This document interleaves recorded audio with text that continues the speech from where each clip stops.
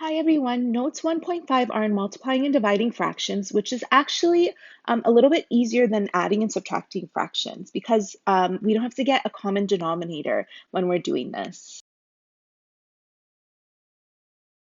So when multiplying fractions, we want to eliminate any common factors. Once you can do that, you can easily multiply. So really quick note, when we say we're eliminating any common factors, it's because we're dividing those common factors out. But hang on a sec, we're talking about multiplication. So why is there division going on here? Because when you have a fraction automatically has division. So like, let's say, for example, you have 2/3. 2/3 is just saying 2 divided by 3. So that's where the division is coming in. So if we have an example like 5/10 right here, this is saying 5 divided by 10. But when I want to simplify it right here, we would look and say, well, 5 is just 5. There are no factors of 5. But I know that 10 is 5 times 2. And I also know that when I divide 5 by 5, I end up getting 1. So what this ends up being is 1 over 2. So this simplifies to 1 over 2. This is where those common factors are coming in. That's where they're getting eliminated because when we have a numerator and a denominator, we're going to be dividing those two values. So essentially here in this example here, we're saying it's 1/4 times 4/5, right? But what this means is I'm just going to do 1 times 4 over 4 times 5. And same thing when I multiply. By the way I got this is I just multiplied across 1 times 4, 4 times 5. But here's the thing, when I divide, this 4 and this 4 divide out to give you 1. So all I have left over is a 1 in the numerator and a 5 in the denominator. Well, where did this one go that 4 divided by 4 turned into? It's technically 1 over 5 times 1, but 1 over 5 times 1 is just 1 over 5. So you don't need to write that times 1 there because anything times 1 is itself. So let's take a look at this next example. So this is -8. This is technically -8 over 1. So what we're saying here is -8 over 1 times 3 over 4. Now we can write it out all in one fraction like we did right here, or we can go ahead and look for our common factors. As long as one's in the numerator and one's in the denominator, they're being divided by each other, it's perfectly allowed. If they're both in the numerator or both in the denominator, they're not being divided by each other, so then it's no longer allowed, okay? So if you take a look right here, -8 and 4 are both divisible by 4. So if I divide 4 by 4, I get 1. If I divide -8 by 4, I get -2. And we know right here, -8 divided by 4 is -2. So technically, we just have this -2 here, and then we have this 1 in the denominator right here. So now when I multiply across, I have to multiply this -2 by this 3. These are the numbers that are in my numerator, and I get -6. And then I also have to multiply this 1 by this 1 in my denominator, and 1 times 1 is 1. So then when I just divide it, -6 divided by 1 goes in evenly, so I get -6 is my answer. If you cannot divide it, you just leave it as a fraction. All right, so now let's take a look at our next example right here. So -3 over 7, let me just zoom in on this a little bit so we can kind of see what's going on. So this is going to say -3 over 7 times -14 over 27. So I'm going to look and see what's in common. Are there any common factors? Is there anything in a numerator and a denominator that I can divide them both by? So if you take a look right here, in the numerator here I have -3, in the numerator here I have 27. Both of those numbers are divisible by 3. So when I divide 27 by 3, I get 9. And when I divide -3 by 3, I get -1. So this number right here is my new numerator, and this number right here is my new denominator, okay?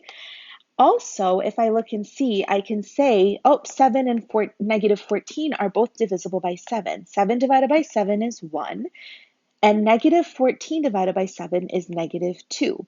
So this is my new denominator, this is my new numerator. So when I multiply, I have to make sure that I multiply these new numbers together. So -1 times -2 is +2, and 1 times 9 is +9. So my answer here would be 2/9. When you're done, ask yourself, is there any more reducing or simplifying that can be done? Here I see 2 and 9 don't have anything in common, so this is as simple as we can go. All right, so what happens if you have mixed numbers? All you have to do is just change them to improper fractions. So what happens when you do that is you get these crazy numbers that are weird to multiply, and if you change it into an improper fraction, you now have a single numerator, single denominator. It's so much easier to deal with. So let's go ahead and try this. So in our first example, we have 4 times 3.5. So this 4 is technically 4 over 1. And then to convert 3.5 into an improper fraction, I have to see how many halves make 3 wholes. So I can just do 3 times 2, which is 6. I know that 6 halves, 6 divided by 2 makes 3 wholes, plus this extra 1/2 that we have here.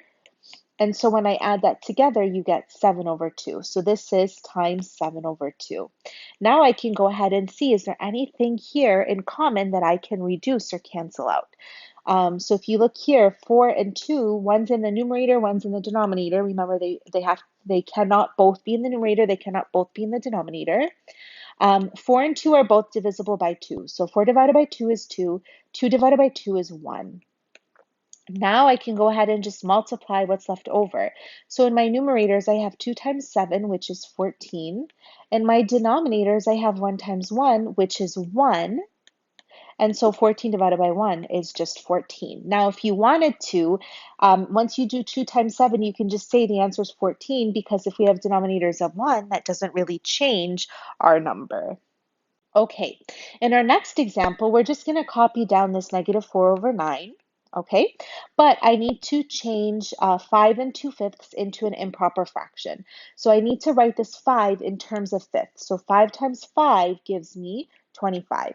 So 5 wholes is really 25 fifths. You need 25 fifths to make 5 wholes, because 25 divided by 5 is 5. Plus this extra 2/5 that we have here. So this is going to be times 27 over 5, right? Because 25 plus 2 is 27, and your common denominator stays the same. So if you look here, what can I reduce here? Well, sometimes we don't always choose the largest number that you can reduce by, and that's okay. It ends up being a little bit of extra work. However, sometimes it's just the easier thing to do. So like, let's say, for example, here I said, well, 9 and 27 are both divisible by 3. So 9 divided by 3 is 3. 27 divided by 3 is 9. So now I can go ahead and multiply my numerator. So -4 times 9, that gives me -36. Then I can multiply 3 times 5, and that gives me 15. And I would say I'm done. However, I would look and see, is there anything in common with my numerator and my denominator? And there is. They're both divisible by the number 3. So this is not my final answer. So when I divide -36 by 3, I get -12. When I divide 15 by 3, I get 5. So my final answer here is -12 fifths. You also have the option of reducing the largest possible number with these factors that we have here. So if I look here, 9 and 27, the largest number I can divide them both by is 9. 9 divided by 9 is 1. 27 divided by 9 is 3. So now when I multiply these numbers right here, -4 times 3, this gives me -12. And then in my denominators, I've got 1 times 5, which gives me 5. So this brings me straight to my final answer. This method right here is a little bit of extra work, but you don't have to think of the largest possible number. This one right here is a lot less work, but you have to make sure that you have the largest number to reduce the amount of work that you want to do here. Okay, either way works, whatever you're most comfortable with. All right, in our last example here, we have 2 and 6/7 right here. I need to write 2 in terms of sevenths, so 2 times 7 is 14. So this becomes 14 over 7. So 2 wholes is 14 sevenths, because 14 divided by 7 is 2, plus an extra 6 over 7. So 14 plus 6 is 20. So 2 and 6/7 is 20/7 as an improper fraction. And I'm going to multiply that by -7, and this has an invisible denominator of 1. So now I want to look and see, are there any numbers that I can reduce here? And 7 are both divisible by 7. This will become a positive 1. This will become a negative 1. So if you look here, when I multiply across, negative 20 times 1 is negative 20. And then in my denominator here, I would have 1 times 1, which is 1. So my final answer is negative 20. Now, if you wanted to, you just have to just look and see all that's left over here is just this 20 and a negative sign right here. Everything else are just ones. So that's why my final answer, I can just go straight to saying, is negative 20. Now for division, it's a little bit trickier. So just a quick note, just a reminder, multiplication and division are inverse operations. They're going to undo each other. So right here, if I tell you that 1/3 times 2/5 is 2/15, then if I were to work backwards, I can take this final answer, divide it by this 2/5, and I should get this 1/3. So that's what this is saying here. If I take the final answer here, divide it by one of these numbers, I'll get this 1/3 right here. Let's use a simpler example to show you why this is true. So like let's say for example here, I say 2 times 5 is 10. So if I were to work backwards and use my final answer, I can say 10 divided by 2 is 5. Let's write this out slightly differently. Let's write this out as 10 divided by 2, like this right here is 5.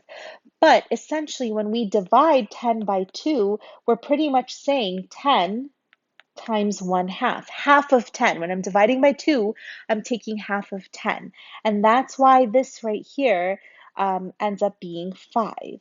But if you notice, when I divided by 2, it was the same thing as multiplying by this reciprocal right here of 2. And reciprocal means you have to flip it. So when I do division, I change the division sign into multiplication here, and then I flip the 2 over 1, it becomes 1/2. So this is saying that multiplying by the reciprocal gives the same result as dividing. So right here, 10 divided by 2 is the same thing as 10 times 1/2. If I were to take the number 18, divide that by 6, for example, I would end up getting 3. But I could also say that 1/6 of 18 is equal to 3. So here again, the division sign turns into multiplication. The 6 flips, and it becomes 1 over 6. Okay? So right here, that's how we do our division. Now, here's a little phrase to help you remember what to do, but I want you to understand why we're doing it and don't just memorize this phrase, but it's keep, change, flip. So what this is saying is like, for example, here, 18 divided by 6, we keep the 18, we change the division to multiplication, and then we flip or do the reciprocal of 6, sorry, and that becomes 1/6. So let's try this first example, question number 6 here. So it says 1/5 divided by 3/10. So again, we always keep the first number the same. And when I divide something into 3/10, that's the same thing as multiplying. So I'm going to change this right here to multiplication. I'm multiplying it by 10/3. I do the reciprocal of this 3/10. I flip it. Once I do that, everything else is exactly the same, right? So 5 and 10 are both divisible by 5. 5 divided by 5 is 1. 10 divided by 5 is 2. Now all I have to do is just multiply across. 1 times 2 is 2. And then 1 times 3 is 3. So my answer is 2/3. All right, in our next example, we have negative 2/3 divided by 4/15. So I'm going to keep the negative in the numerator. It doesn't matter which one you put it in, but it has to be only in one of your two fractions. And when we divide, we can always just multiply by the reciprocal. So I'm going to multiply by 15 over 4. Do I see anything in common? Absolutely. Negative 2 and 4 are both divisible by 2. So negative 2 divided by 2 is negative 1. 4 divided by 2 is 2. Also, 3 and 15 are both divisible by 3. So 3 divided by 3 is 1, 15 divided by 3 is 5.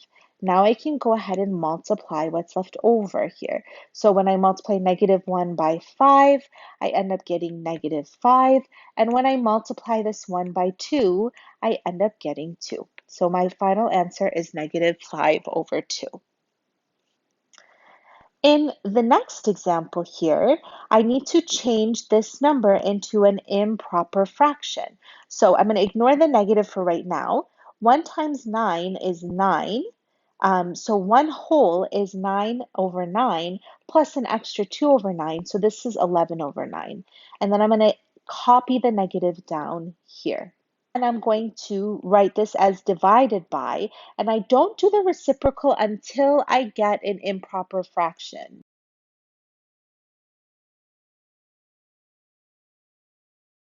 So right here, 1 in thirds is 3 out of 3 plus an extra 2 out of 3. So this is 5/3, but then same thing, I just have to make sure I copy down that negative.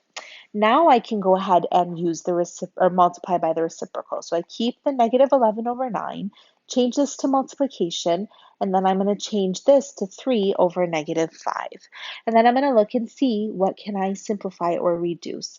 Well, I know 3 and 9 are both divisible by 3. 3 divided by 3 is 1. 9 divided by 3 is 3.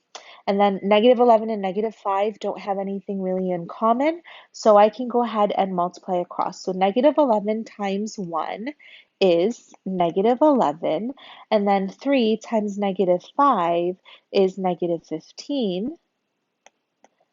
And there's nothing in common with 11 and 15, but we have a double negative, which would turn into a positive. So my final answer here is 11/15.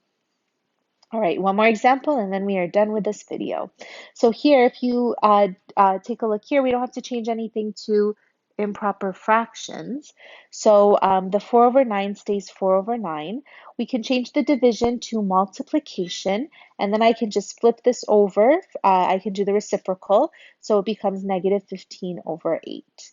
Then I'm going to look and see, are there any numbers in common? So 4 and 8 are both divisible by 4. So 4 divided by 4 is 1. 8 divided by 4 is 2. Also, 9 and -15 are both divisible by 3. So 9 divided by 3 is 3, and -15 divided by 3 is -5. Now I can just multiply across. 1 times -5 will give me -5. 3 times 2 should give me 6. And so my final answer is -5/6. And that's it for this video. If you have any questions, let me know. Otherwise, I will see you in class. Bye.